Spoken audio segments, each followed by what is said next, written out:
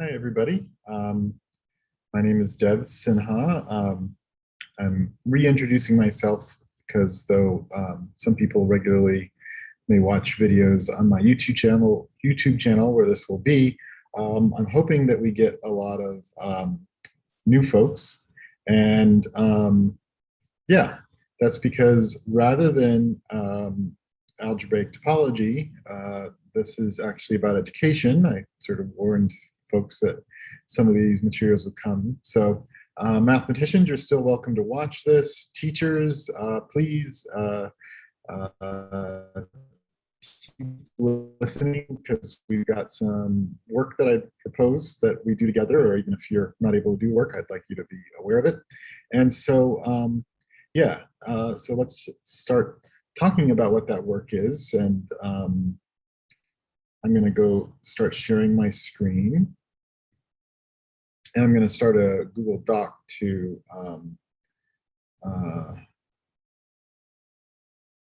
sort of write as we go along, and then and as you can see, there's a tiny URL there that you can then see these notes, and in particular see the links for all of the things that we're going to be discussing.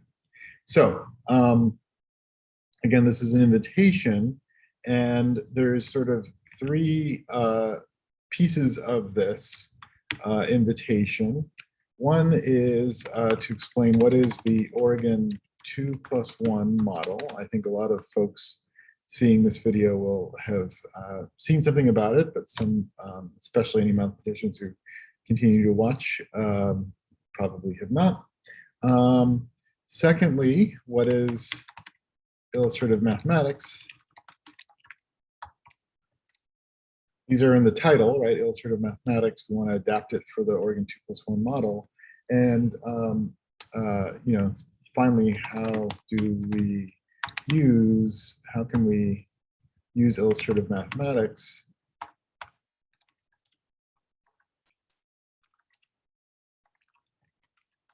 to implement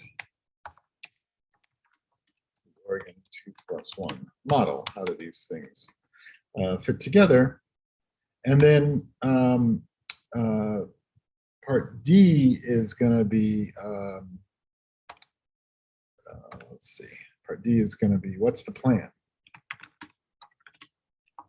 And where we're going to go is I'm going to sort of give sequences of answers to these questions. We'll sort of go A, B, C, A, B, C, A, B, C, D. So we'll sort of make 3 passes through the first 3 questions, the third a fairly deep dive, and then we'll talk about the plan.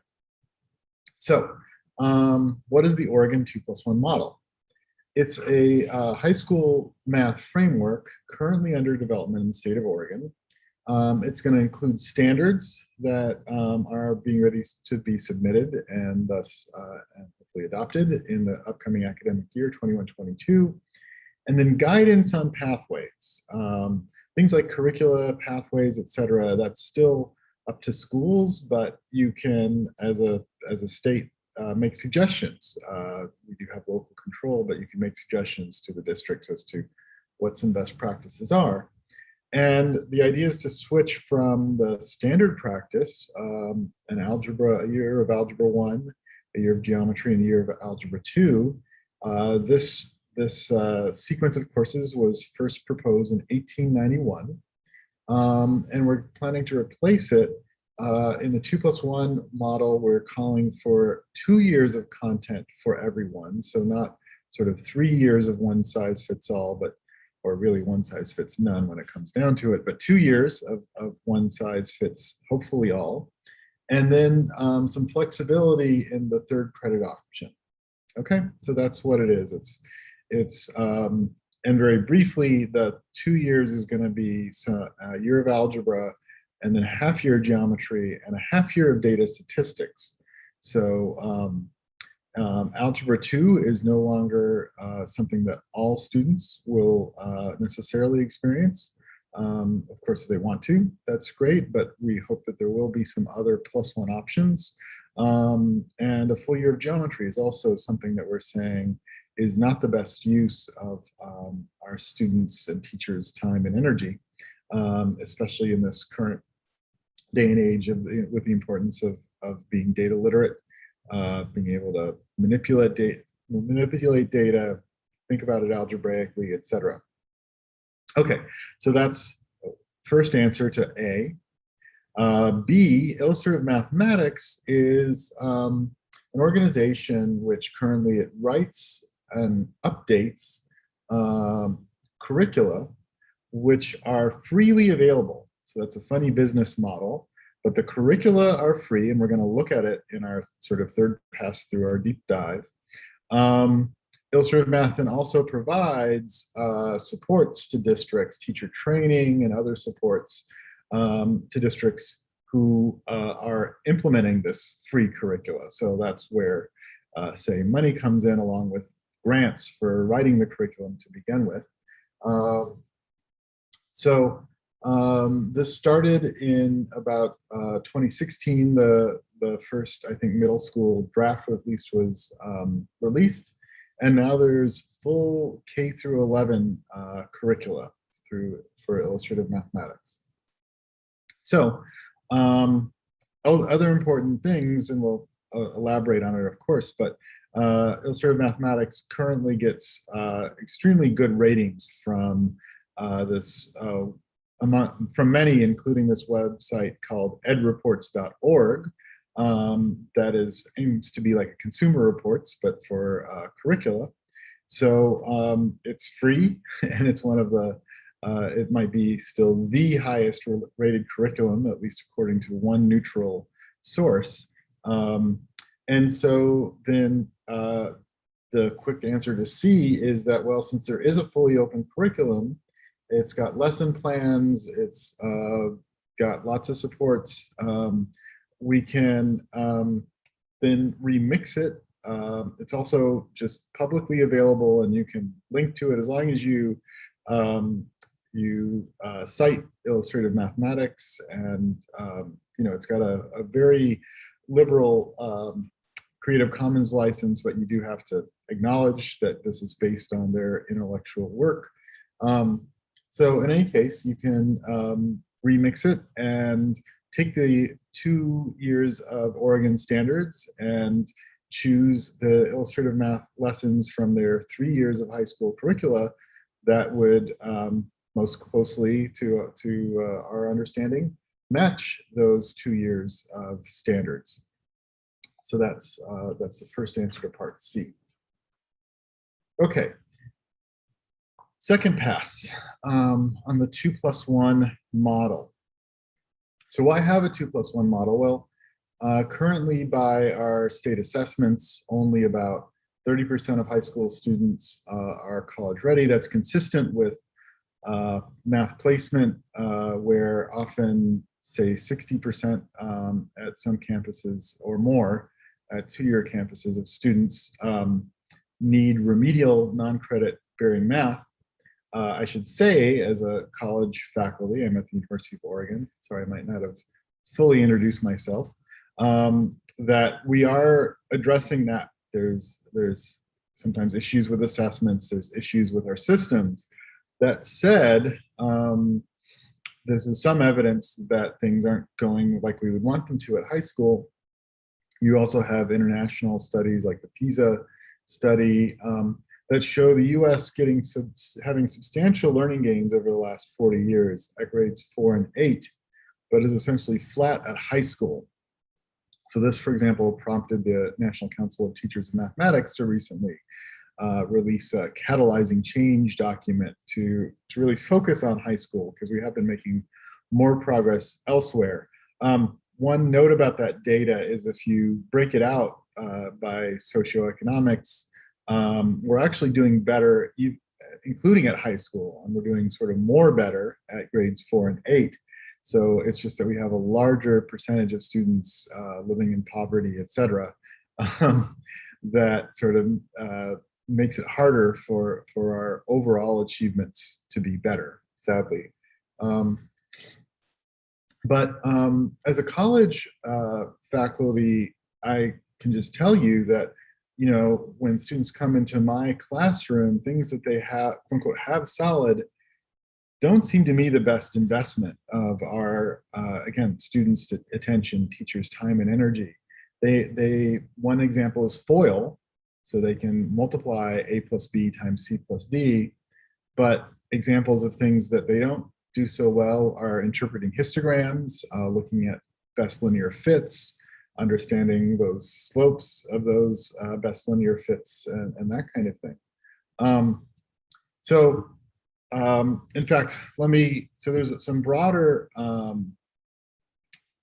efforts that that both in the local, state, and national levels, people are trying to make. And when we put that in context, the 2+1 model as a framework really is about all of the above. So we would want to see classroom practice going from desks in a row to here's a Algebra 1 class in Tennessee, which had some wonderful discussion. These two students are actually in a bit of a debate. Here's how a statistics class at MIT looks. All right, I've visited that classroom. I'm actually in Boston now, and they built new classrooms so that students can be up at whiteboards together talking. So that's a change we want. We want to go from applications of mathematics. So listen to this problem. An elephant, which can run at a speed of 25 miles per hour, runs 5/6 as fast as a grizzly bear, right? And by the way, let's start with, this is answering, when am I going to ever use this? Okay, so all these students, I'm sure, in their daily lives all the time encounter grizzly bears chasing elephants. Yeah. It gets worse if you look at this exercise. Pause the video if you want. What it does is takes you through the manipulation you need to solve this quote unquote application problem, and then asks you about the method of solving, and you're solving for the speed of the grizzly bear. Whereas in Oregon, over the last few years, we've had groups grounding some of their mathematics classroom experiences in projects. You know, we're making tents, and so we need to plan out how to cut some shapes, maybe even price out how much different options would be. So you've got geometry and arithmetic and algebra, and or you've got sort of timed lights that maybe you're working through. Again, historically, we've generally asked sometimes really questions that are kind of beside the point, or not beside the point, but which do not at all reflect the mathematics that students really need for understanding. So 300, 7 tens, 2 ones. This is at second grade. A student can know nothing about what 100 means. They just, you know, look at their neighbors and say, oh, okay, I take the first number and write it, and the second number and write it, and the third number write it. 372. That's the answer. Here's an exercise that I came up with. Actually, it's a lot of fun. Can you make, you can make 124 instead of 100 and 2 tens and 4 ones. You can also just say 12 tens and 4 ones. You could say 6 tens and 64 ones.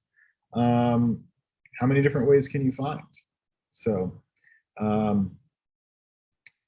we also, when we're doing technology, let's actually look at something real, something we care about, saving up for a car or something like that, versus financing it. Notice here that you're doing the spreadsheet work and you've got a formula, and hey, that's an algebraic formula. And these can get more complicated, and things like order of operations matter. All these things come up in reading and making and manipulating these formulas that are sort of why we want students, one reason why we want students to do algebra. If you think about it, there's a lot more algebra in spreadsheets than just about anywhere else. If you ponder, how much is on blackboards out there or textbooks versus how much algebra powers spreadsheets. It's an incredible amount of algebra that goes on out there, and maybe we should teach students how to do some of that algebra. We also want to go from sort of one size fits all or one size fits few, or arguably, I'd say, for some of our practices, one size fits none, to a more equity perspective, sort of meeting students' needs where they are. So, and this is another perspective on the one size fits all. I mean, we had this system that was this sort of march to calculus. That's actually Algebra 1, Geometry, Algebra 2 is 1891, and then you get the pre-calculus calculus as this key thing post Sputnik. And you know, we're going to get as many people as we can to Moscow to calculus, and if you you know, stop by the side of the road in Poland, we'll wave goodbye as we march on. Poland or pre-calculus or algebra 2 or even geometry, wherever it is in this pathway that doesn't work for you, that's it. And then we sometimes try to fill in with some things that maybe at least get you a degree, but don't really lead anywhere. Okay, so yeah, so this is one way. This is not the standard. This is my way to think about the 2+1. We've got 2 years of mathematics, which is important for every high school student. And I like to think about student interests, math for life science, math for the sake of math, maybe non-Euclidean geometry, math for engineering. Of course, not all high schools would have populations to support all those, and currently there aren't curriculum. This is more of an aspiration. We're going to set the 2 years solid and then start developing some of these +1s. People also talk in terms of stat way, quant way, and calculus way or algebra way, just to sort of have things that sort of focus still on content. But I like to remember that after that basic material, it really, I think, it can, there is no quote unquote next math. Yeah, so what the Oregon Department of Education proposed starting in 2014 is to do a substantial revamp of high school mathematics, to make focus in high school clearer, and in line with research. So a lot of, pretty much all college readiness research says that the math done on college campuses is almost exclusively grounded, almost exclusively grounded in middle school and Algebra 1, and much less in geometry, Algebra 2, etc. Again, it depends on your metric. Of course, for engineers, they need calculus. That's algebra heavy. Don't get me wrong, but when you look at all of the fields together, you realize the importance of a solid foundation in middle school Algebra 1. And we need to design it to meet modern needs and with data. We need to promote active learning, have multiple pathways. So a little bit of the timeline, folks at the Department of Education, Mark Freed and Tom Thompson, first proposed this publicly in 2014 after sort of just coming up with it over lunch. They called it the napkin model for a while before renaming to 2+1. 2015, they invited Patrick Callahan from California and myself to give a series of talks around the state about college readiness and preparation to try to make some of these changes. And then they ran focus groups with high school teachers and college faculty for a couple years there, 2016, 17, 18, supported early adopters. And then starting in 2019, if I remember correctly, we started to actually have teams working on the standards. Okay, let's go back to the doc and put some things in.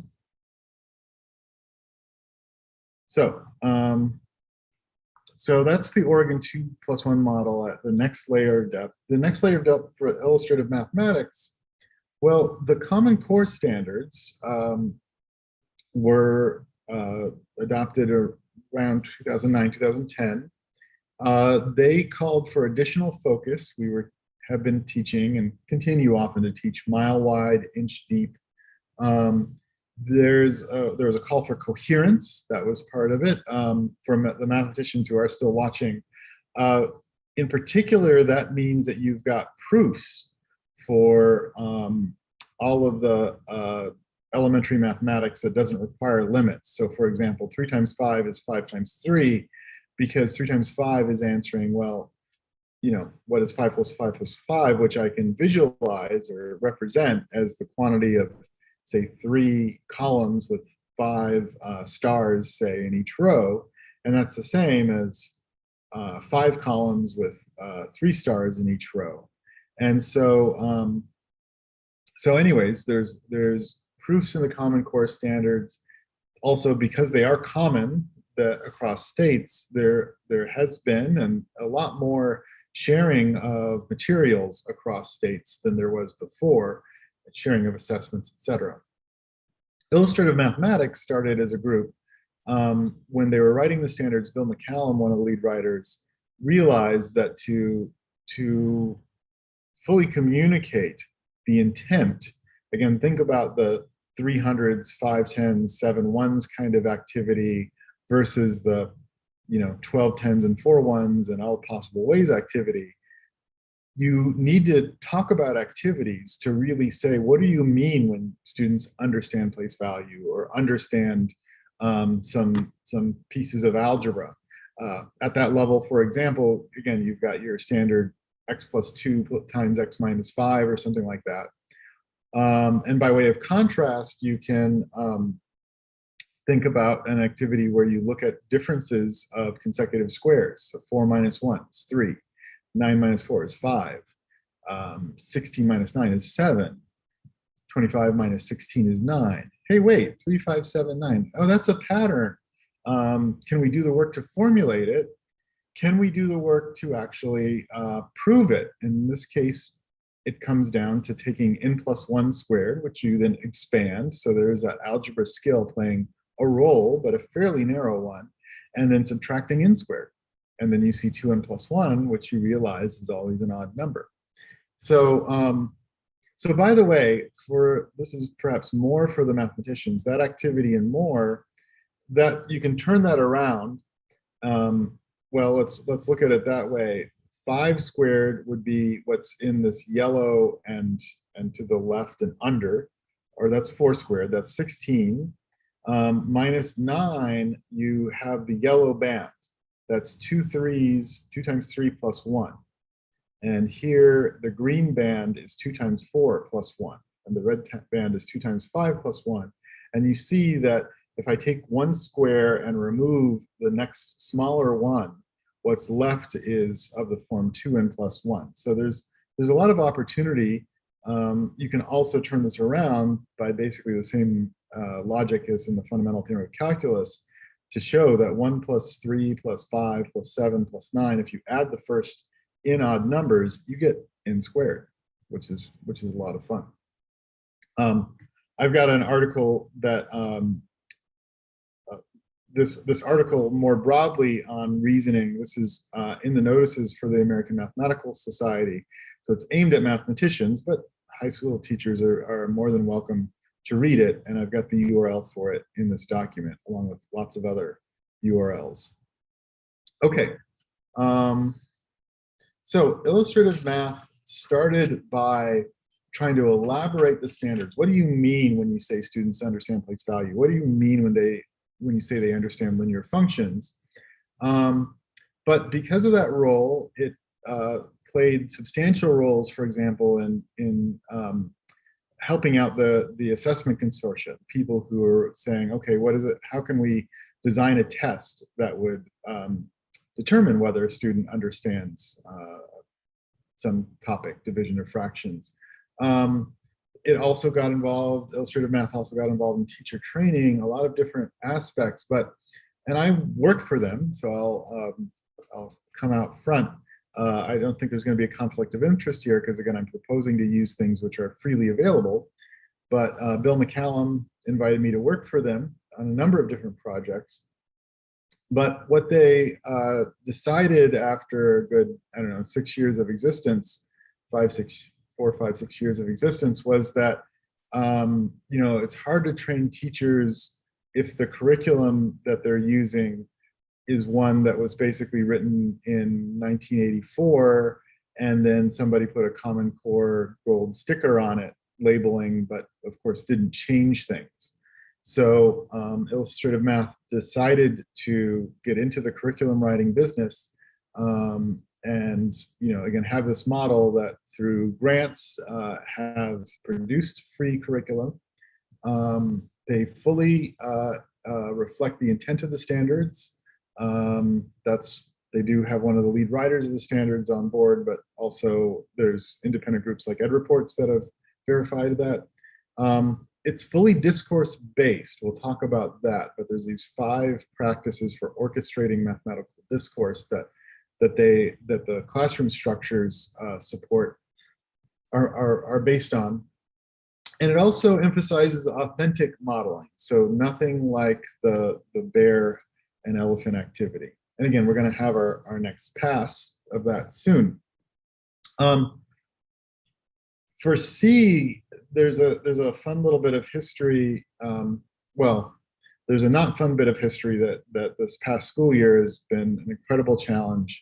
And in preparing for it last summer, the San Diego Unified School District did was just produce little 60 lessons, 60 illustrative math lessons, anticipating that they were hoping to have 60 in-person meetings in some hybrid model. I know most folks had much less hybrid than they were hoping for. And then Maddie Ahern, who's a co-conspirator in this, we'll talk about her as part of the plan, and at UVO, as well as the Lane Education Service District, she took the San Diego lesson outlines and adopted them just sort of in a couple days work, so roughly to the Oregon 2+1 model. So at this deeper level, there's already an example that there is for how you can just take the illustrative mathematics curriculum, organize things so that people can have access to a remix that in San Diego's case was just their view of what's the most important material. This is reflected in those 60 lessons. Oregon had the same. I'm not sure how many teachers actually ended up using those maps this past year. But the idea is to produce something a little bit more substantial for the upcoming year. Okay, so let's look closer at some of these resources. So here are the Oregon standards, and again, these are you'll see that there's links to everything that I'm sharing in this doc, which is at this tiny URL. So here's the Oregon standards. Original index means according to the Common Core. Oregon, we are at the moment planning to rename some domains. Fewer domains is part of the idea to kind of be more accessible to teachers and other stakeholders. Instead of creating equations and building functions and things like that, got umbrella algebraic reasoning around expressions and equations and things like that. Notice here that in some cases there's 2 Common Core standards. If we look at standard 13 here, 2 rearranged formulas and equations to solve for different variables, 2 different Common Core standards that we're sort of lumping together there. But ultimately, you can very much view this as a subset of the Common Core, and you should, and this allows us to use all this work that's been happening nationally for the last decade. There's functions domain. Let me just tell you informally, though, I was on the team that that worked on the algebra standards. And the real idea that we want students to be able to do, the real standard, is to interpret the crap out of functions. So to have real world functions as a primary example that students are looking at, and interpret those, sometimes within algebraic or other kinds of models to compare them with. But we really want students to understand a function in context for purposes of modeling. So these are the Oregon standards. They're openly available now. This is not the final draft. We've got all the grades. Notice that at previous grades, the names are much closer. I just looking through, there's one merging in grade 6, and that seems to be a couple, many fewer changes. The K-5 and middle school teachers wanted to stick closer to the Common Core, so did the administrators, etc. High school, again, we're building on the Common Core. It very much is the Common Core when you actually look at the mathematics, but we're choosing just 2 years of content, highly focused 2 years of content, and reorganizing a bit so that it's a little more accessible to teachers. Okay. Here they are in a more expanded version. This gives you an idea of what they'll look like with some clarifications, terminology. This document is fairly large. I forget how many pages, 180, and it's still loading. A few hundred pages for all the grades. So I prefer to just have the one tab at the spreadsheet at a time. So those are the Oregon 2 standards when we go to the high school.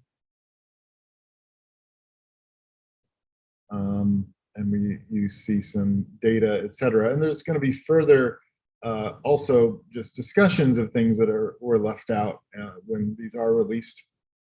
So what about Illustrative Math? So Illustrative Math is openly available. These are this is available, this view of things is available to any teacher who's got I'm pretty sure, who's got an email address associated to a district. My favorite view of the curriculum, so this is Algebra 1, is to go over here to the modeling prompts. And, if you, and because ultimately, in terms of at least a first view, what do you want students to be able to do? If we go to the modeling task here, tell the students they have a complete freedom to decide what type of trip and plan, a plane trip, car trip, cruise, hiking, whatever. Keep track of assumptions and expenses. And what the students will see is you're planning a vacation. Start by deciding who's going, what type, what's your budget, make a plan of logistics. Now analyze the plan, categorize different expenses, calculate percentages, think about one-time costs and costs that depend on the length of vacations. So these are linear functions that occur, right? Assuming, of course, the cost of flights can vary, but otherwise that's a single cost. Plus, I've got hotel per night for some number of nights. So make a presentation. But that would help somebody who wants to take a similar vacation on a different budget decide how long their vacation could be. So this is a modeling task. All of these then, and of course, you can imagine things that are more, all of these, of course, need to be pretty accessible to folks. College characteristics, national debt. You could imagine if your school had a particular activity that all the students got involved with, some fundraiser, some other, community planning, activity where maybe some geometry of who covers what area, whatever it is, these modeling activities give you an idea of this is really what we want students to be able to do. We want students, as far as sort of each and every student, we want them to be able to use mathematics in their life. And yes, that it does include a fair amount of algebra, some pretty sophisticated, at least in the critical thinking parts of data, plenty of basic geometry, which goes back thousands of years when you do like right triangle trig. So we want students to be able to use their algebra. So I like to start with the modeling prompts. Of course, how do you get to be able to model? It's like, how do you do everything together? Think of a soccer team. Well, you might work on some set pieces here and some certain pass sequences there, and then you put it together. Those are the daily lessons. What do those look like? So here's another modeling task for college characteristics. Also, in some cases, data can be provided. You can also ask students to look things up. Here's a more daily lesson. It's got a warm-up. Here's the student-facing activity, which is a line of best fit, quote unquote. We won't define it, but which do you think fits best and why? Notice this synthesis. This is for the teacher. The purpose of this discussion is to understand bad fit, good fit, and best fit. Here's some things you can ask students. Here's some things that might come up. The prompting here is so that teachers can be listening to where students are and responding appropriately. This is, again, those 5 practices for the 5 practice framework for planning a class. You want to anticipate what students will do. Monitor, so you listen to what they're saying. You select, so, it's not always selecting the one who gets it right. You select someone whose idea is something that would be worth the class reflecting on. You select some. You sequence, right? First let's hear, Richard's solution, then Juanita's, because maybe Richard got it right all but one bit, and then Juanita did that bit. And then finally, you're going to sort of connect things. So the lessons, in some cases, like this is an older, this is the middle school curriculum, has talks about these 5 practices as instructional routines. It's always in the synthesis and also anticipated misconceptions. Again, this is from 6th grade. And by the way, here's a little detail. A lot of folks do sell the Illustrative Math curriculum. They're official partners, and they can get you print versions, including, I forget which of the big publishers does, but a number of publishers can give you some add-ons to these. But again, the lessons themselves are available to any teacher. Okay, that's maybe what I want to see about that. Let's now talk about what San Diego did, which was produce curriculum maps, and you can see them here through the Lane ESD, Lane County Mathways site. And then Maddie produced some for the Oregon 2+1, at least in its draft framework a year ago. And it just has literally links to lessons that would that are part of, would make a coherent unit. And you've got 52 lessons for Algebra 1, so less than 60. This was, again, in anticipation of having that few in-person meeting time. The quick, getting a little bit to part D, you could say, we'd like to just double this, fill in about 100 to 120 lessons with some other maybe guidance around 2+1 and some other links of maybe non-IM modeling tasks, for example, and share that with teachers as Oregon starts to implement this 2+1 model. Similar though, so this is what, again, San Diego did this for this is the San Diego Integrated Math 1. So you see the original here. A bit similar are these adaptation packs that Illustrative Math itself produced. This gives you a plan for Algebra 1 Unit 2, for example. It's giving information like, here's some units to review, grade 8, units 3 and 4, grade 7, unit 6.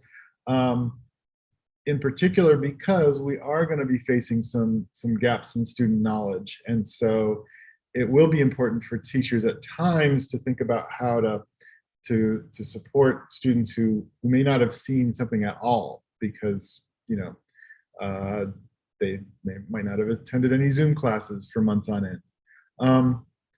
If we go here, so, and it gives you some flexibility, but you notice here's the modified plan for Algebra 1 Unit 2. You're doing 2.1, 2.2, 2.3, 2.4, but notice here you've got this combined 2 8th grade lessons in the Algebra 1 plan. And here again, 2 8th grade lessons combined for part of your Algebra 1 plan. Another 8th grade lesson is its own lesson that day, another 8th grade lesson on day 11. So these, this gives you another view of what we could produce for the Oregon 2+1 model. One can imagine something that evolves. I think absolutely we should be writing something for where our students are going to be this fall, and our 9th graders will have some learning gaps. And so looking at these curriculum packs closely will be a helpful starting point. So let's go back here. Here's the curricular guides, the adaptation packs. So what's our plan? We want to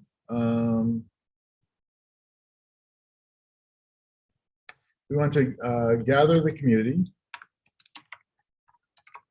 and we'll see who wants to gather. I think we at least have 4, which would be enough to produce something, but we wanted to invite others to the party. As I said, Maddie Ahern, who's at UO, and Lane ESD. She's working on her PhD at U of O while still doing a lot of coaching and other work. Nancy Swaret, who is the most, I guess, president emeritus, I forget what you call it, the past president of the OCTM. She's at Umatilla School District. And Tricia Bevins and myself. So Maddie's at UO College of Education, and we're in the math department. But we hope this list becomes substantially larger. And then whoever shows up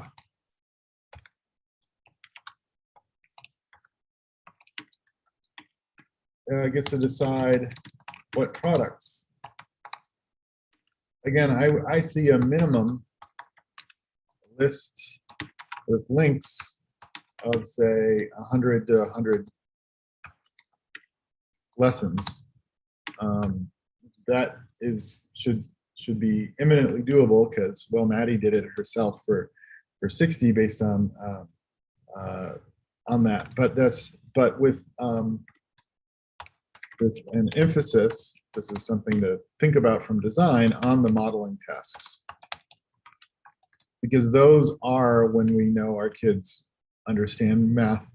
Say exponential growth is something that we've had to think a lot about recently, when you can actually use exponential growth to understand your world better. But there's but much more possible. As I'm showing you, we could do some videos, more modeling tasks,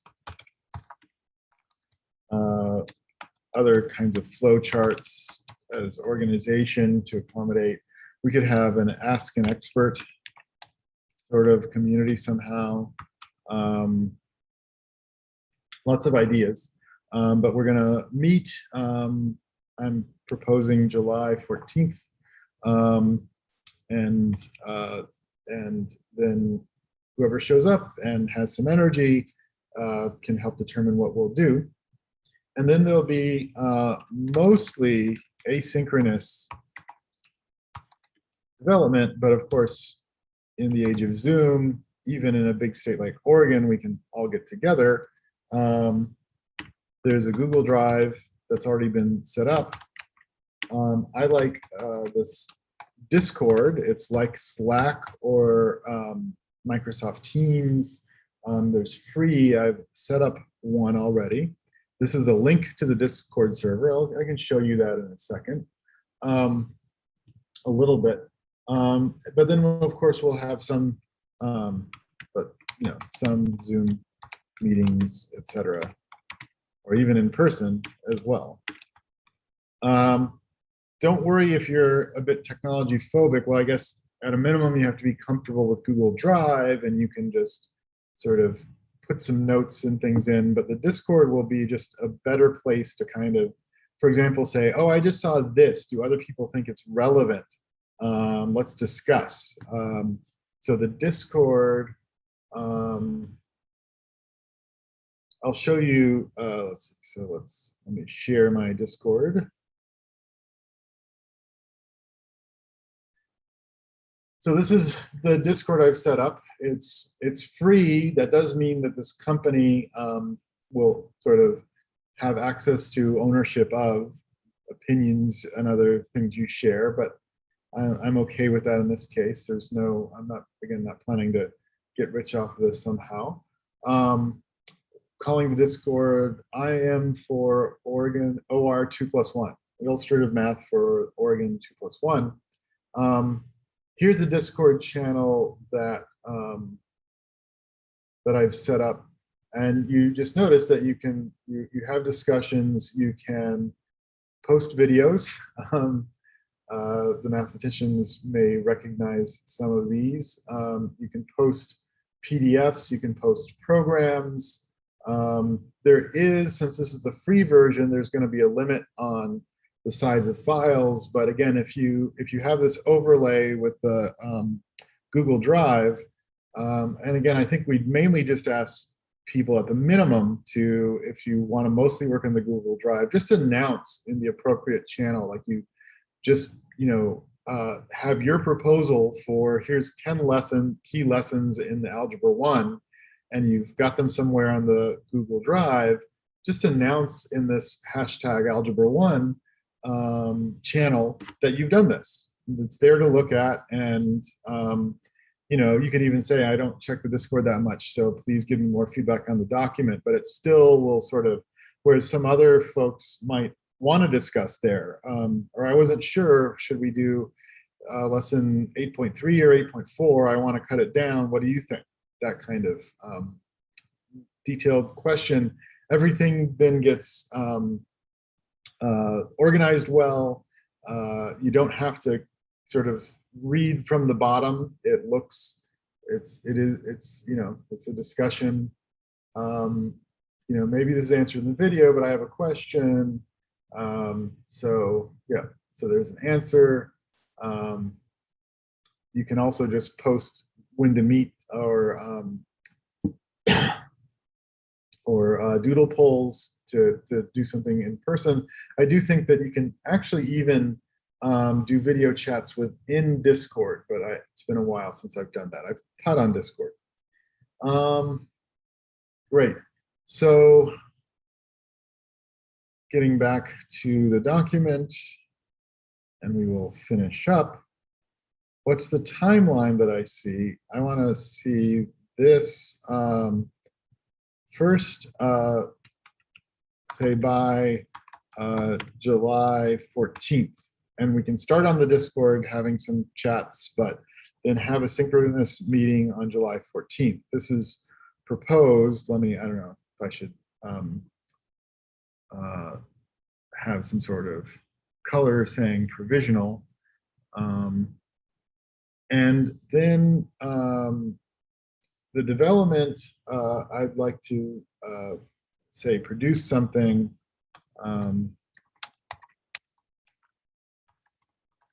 and this is a current proposal, but say roughly August 4, so that any building or district or individual teacher who wants to start their planning, which can happen, I forget, I think it's usually a little bit later than the 4th of August, but I'm picking a date in early August because I know some people get really into this by mid-August.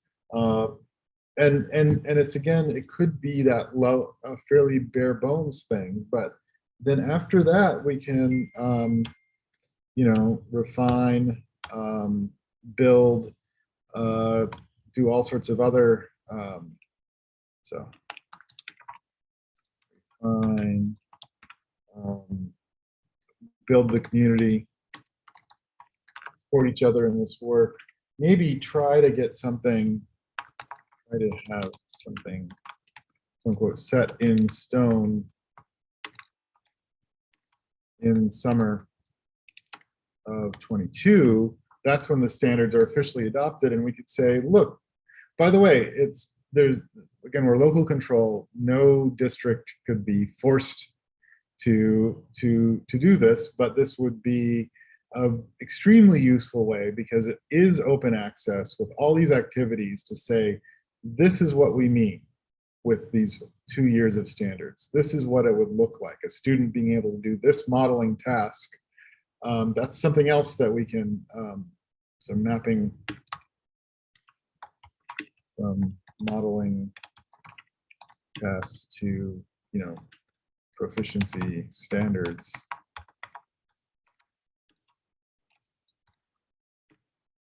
Just, yeah, and you can honestly say, in some cases, okay, if the students can do these 6 activities, they've mastered Algebra 1 at the level intended by the Oregon 2+1 model. And by the way, it may be, another thing, by the way, is